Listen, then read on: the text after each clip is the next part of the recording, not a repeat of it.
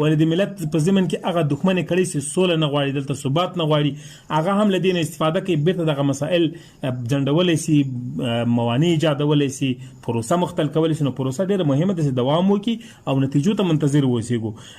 ملت هم په موږ باندې خو باور لري چې موږ استازیتوب کوو، کوم ملت چې موږ استازي یو هغه په موږ باور لري، د موږ په ټیم باور لري. هسې کله پرېکړې کېږي، خبرې کېږي، نتایج به د هغو سره شریک کېږي او رسنۍ هم په دې باندې خبرېږي. خو هغه مسایل چې هغه د حل ته نږدې وي یا حل وي او د دې د سبوتاژ کېدو خطر ورسره نه وي تړلی، هغه به له رسنیو سره شریک کېږي.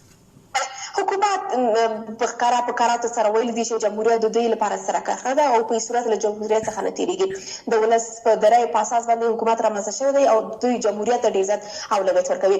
د دوی سره کرښه ده، تاسو سره یې کرښې لرئ که نه لرئ؟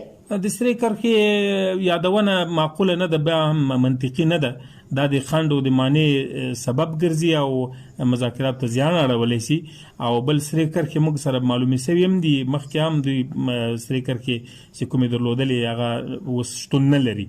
نو بناء مخکې له وخته خبرې کول، شعارونه ورکول، دا ماته ښکاري د ضعیف اړخ عادت وي.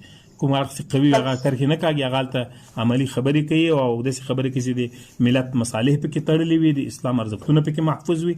هغه زموږ دپاره سرې کرښې دي، نه دغه مقطعي شعارونه او یا وارداتي نظامونه او سیستمونه.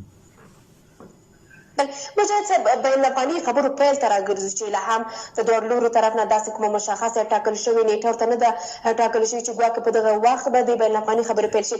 بین الافغاني خبرو د پیل په تړاو تاسو ویلی شئ که نه؟ وړاندې که څه هم تاسو ویلي چې بین الافغاني خبرو لپاره داسې کوم خاص خنډ نشته ده، خو بیا هم بین الافغاني نه پیلېږي. خاص عمومي خنډ څه ده چې بالاخره تر دې پورې موږ تاسو د بین الافغاني خبرو شاهدان یو؟ د خنډونو جریان خو موږ د شپږ میاشتې وینو چې د بین الافغاني خبرې باید د دوحې د تړون د لس شپې وروسته شروع شوی وای. وروسته د کابل ادارې یا دغو پورې مربوطو خلکو موانع ایجاد کړه، شپږ میاشتې دا مسله وځنډولې چې مسؤلیت یې زموږ نه ده، مسؤلیت د هغه چا ده چې دغه پروسه یې ځنډولې او ملت ته معلوم دی، رسنۍ هم شواهد لري چې